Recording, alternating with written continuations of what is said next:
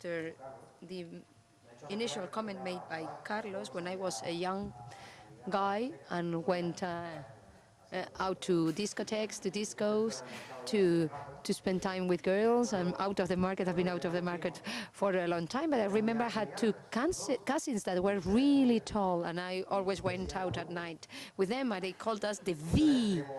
I was the lower extreme. I was just a bodyguard of my cousins, so I am at the V shape of this. Manuel is also a very tall guy, so I hope size is not a determining factor, height is not a determining factor to be effective. So I'm at the lower edge of this V, so hybridating, multidisciplinary connecting talents, and a Renaissance vision of education. What are the problems we're facing? Well, in my opinion, these are the four main problems. There are many more, but I just mentioned four of them. First of them is hyper-specialization. Knowledge is managed in compartments, in centuries. There is a lack of educational connection. We compete a lot and we share and collaborate very little. That is the case at the university, at colleges, at secondary schools. Every department works individually. There is no connection. They never collaborate in projects. There is also a crisis regarding ethics and values. The end justifies the means. That's a motto, and this sentence summarizes this current crisis in ethics and values. And we innovate too much in a one-directional way. I'm more interested in intersections, in mingling everything. I'm speaking about spaces that overlap, that belong to many disciplines. They are innovation spaces that are difficult to classify because they do not belong to any category that specifies, that defines innovation. So I can see something in the slide. I mean, it's cut it, maybe it's resolution. I don't know what's wrong, but, well, we cannot read the last or the two last lines. Anyway, I'll speak about, first of all, about three things. First, hybridation. Second is humanities. I defend that we need to recover humanities as a tool, as an element to improve employability. This seems quite shocking, but I'll try to defend it. And thirdly, I'll speak about collaboration in education, the need to promote collaboration in the co-culture, collaboration culture.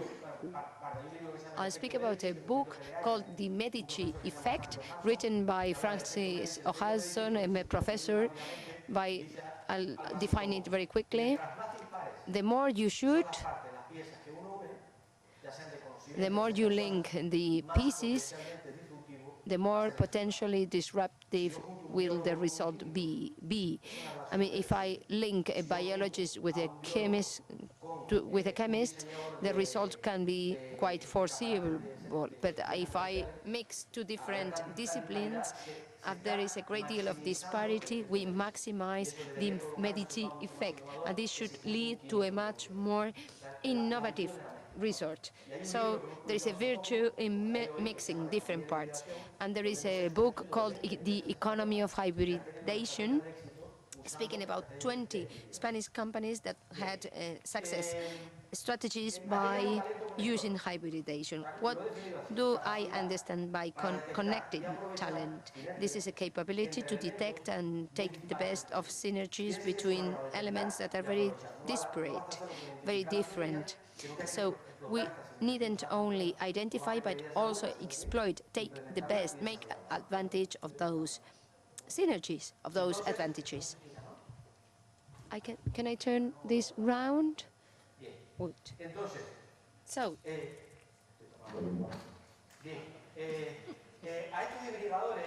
these hybridators are called connection hunters. So there are two types of hybridators, or two types of hybridation. The first one is the connectors of ideas, people that are especially strong in connecting ideas that apparently are very far away between them. We call them creative geniuses. Whereas there are other types of connectors, connectors that connect people, persons that create teams that consist of individuals coming from different disciplines, different spheres and environments that are very far away. So I like to call them optimizers of diversity. They optimize diversity. So they take the best of those differences. Ferran Adrià, the cook, is a good example of creative genius, and Mathieu Ricard, one of the happiest persons in the world. He mixed Buddhism with neurology studies, brain studies from the Western philosophy, and he extracted many theories. This is a good example of ideas, products that were born out of connecting ideas. The Oma Park, from Agustín Barrola, the sculptor, the amphibian bus, the first real amphibian bus in the world. We can see here the Twiddle coffee maker. I don't know whether you know it or not. This coffee maker sends you a Twitter when the coffee is done. It's made. Do you use Twitter? Yeah? I don't know what hashtag we are using for Agora Talentia. Agora, is it? Hashtag Agora. I'm A. Rey, A-R-E-Y, at Twitter. So this coffee maker that sends you a signal and an alarm, the famous device that uses water for washing your hands, toilet, Roca toilet. Polipo Schools is a literature school to which Julio Cortázar belonged. It mixed mathematicians and writers. So they wrote stories based on mathematical formulae. And we have the famous case of chess boxing. There is a sport with 11 sections, 5 boxing sessions, and 6 chess sessions. So we mixed both streams of sports, boxing and chess. So the key to connect ideas is looking far away. So learning to not to get accustomed to do close relations. And once you are trained in this, you are never happy with obvious connections, with obvious relations. The problem with this is that we face associative barriers. They are good because they allow languages to be efficient. When you're an expert, you have created many associations. That's why we speak so fast. When speaking about hybridation, I'm an expert. I know I've created many mental associations, but the more associations I make, the more barriers I have to get out of obvious connections. That is completely the opposite to children. Children haven't created those associations yet. That's why they have not wired as we are. So we need to overcome this barrier.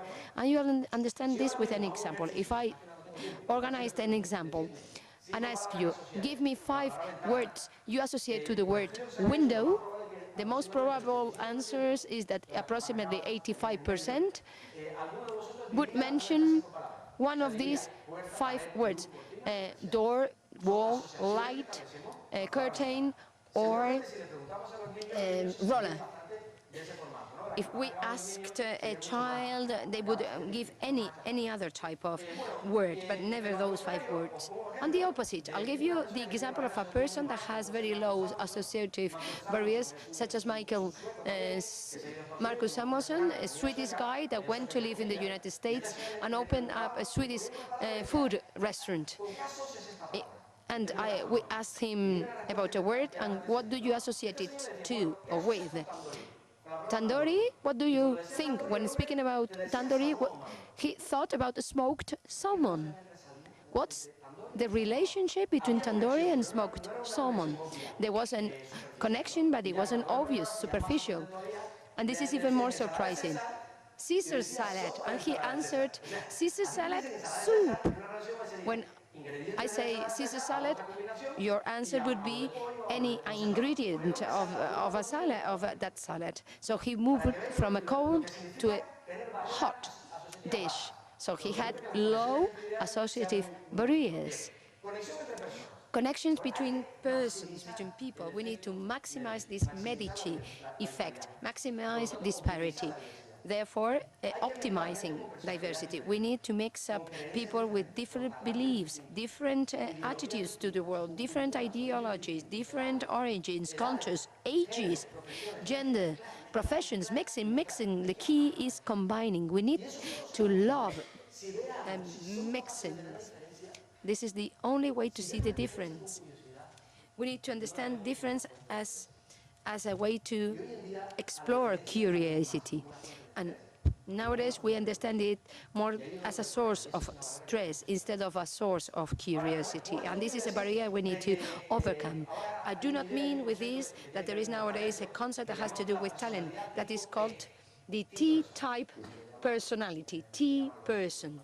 That's what the Anglo-Saxons use. People with a very solid trunk, they are specialists, but at the same time, they have an accent, some skills, some competencies that allow them to connect to other disciplines and to understand people with different attitudes, different cultures. So nowadays, we have people with wide trunks, but with a very thin accents, or the same goes with computer scientists. I don't want to criticize them, but computer scientists have a very strong trunk, but the accent earns 3 times as much as any other computer science that can only program. So looking for different combinations. Secondly, the role played by humanities. We need to recover humanities, and I'll give you some reasons why we should do that. The question is, can humanities help to improve competitiveness? The answer is clear. It seems not, because there is a hunting. They are completely undervalued. They are not relevant. So we have a minister for education called Wert that told us that university students shouldn't study what they like, but what they are good at, so as to be employable. This isolated sentence is not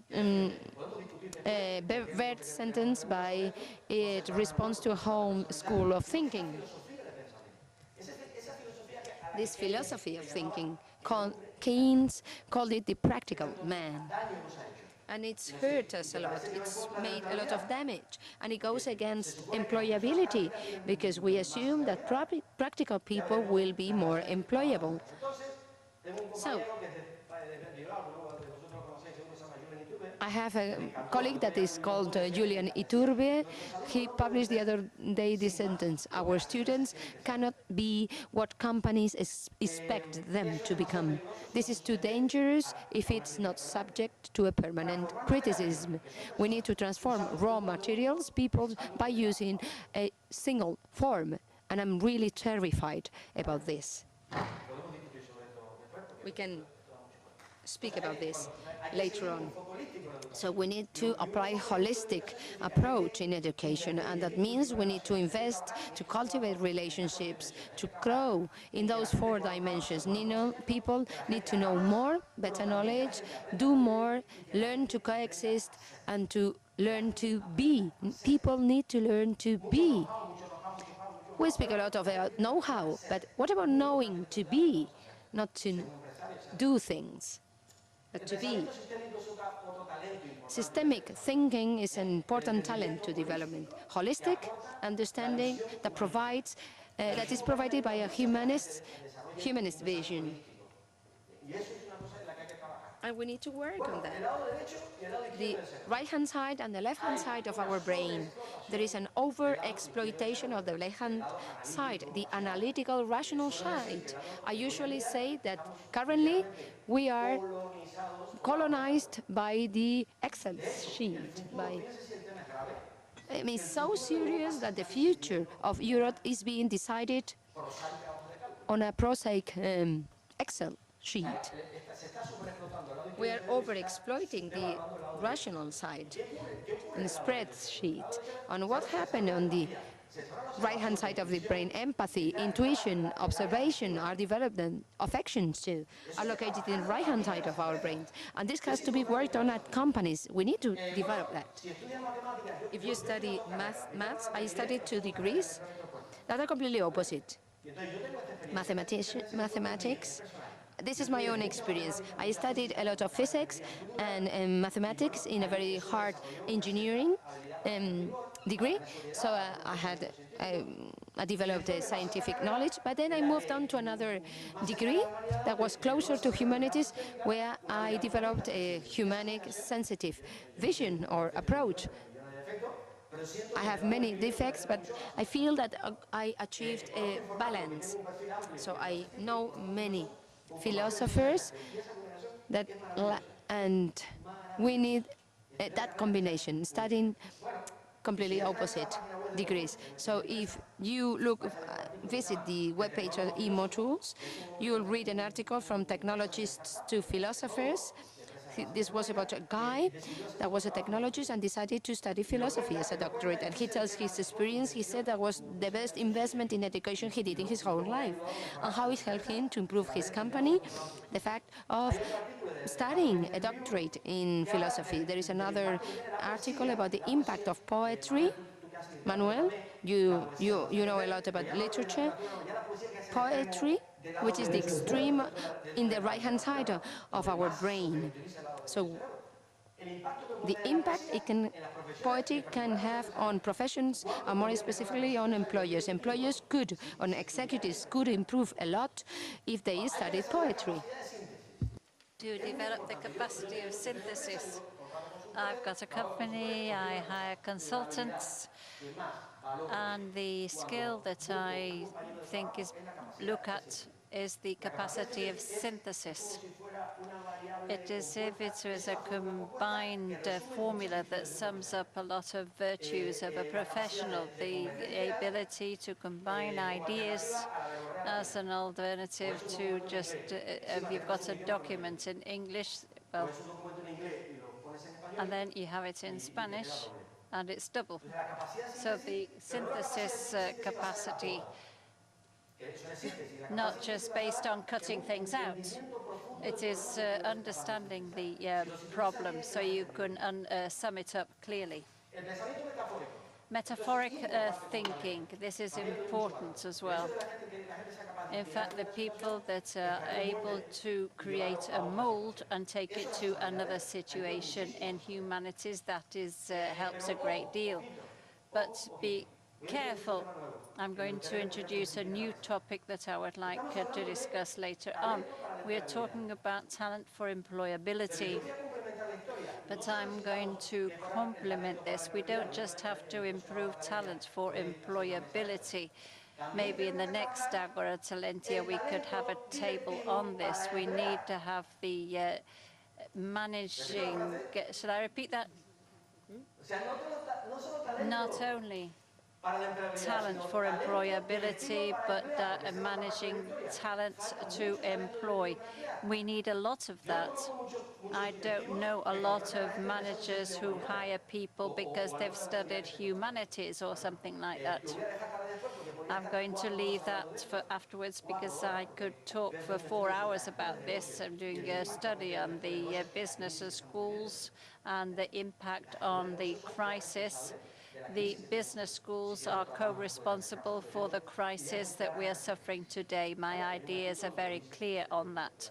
There is an article on that. There are examples due to the place that they occupy in the ranking. But what I question is how they've done that ranking to sort out the business schools.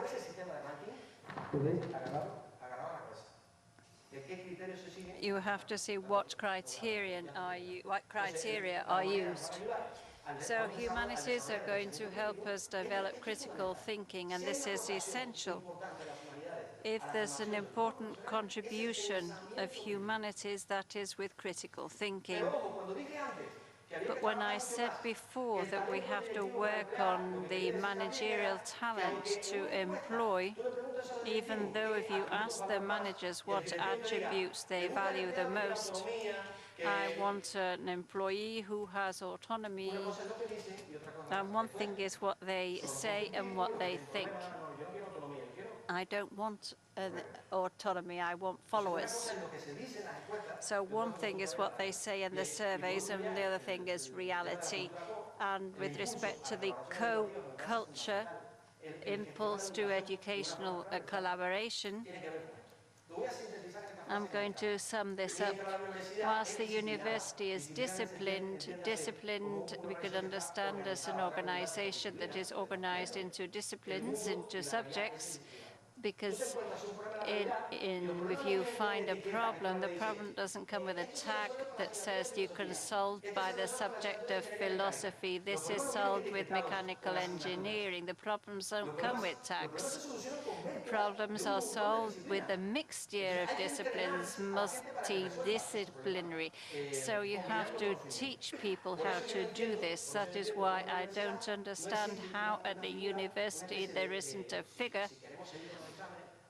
If we want to continue with the exams, every quarter there's an exam that is based on this, project-oriented learning.